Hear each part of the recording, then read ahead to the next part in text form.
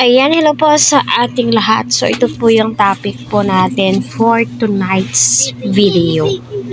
So, gaano nga ba ito katotoo na unti-unting nagpapaalam yung mga friendship ni Kalinga Prab dahil alam naman po nating lahat na na-link itong si Kuya David at nagka-love team po sila ni Joy.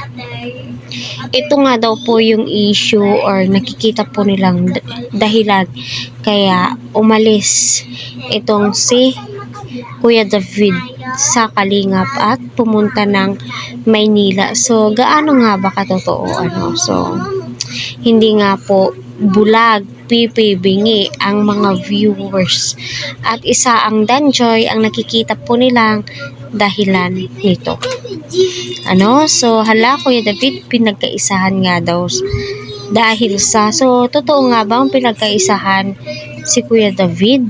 At alam naman po nating lahat, may closure po yung paghinto ng David at saka kay Joy.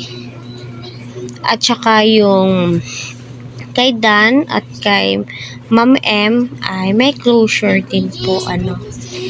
At sabi ng mga viewers, sana ay pinalipas muna daw ho ng ilang buwan yung issue bago isinalang ang Danjoy.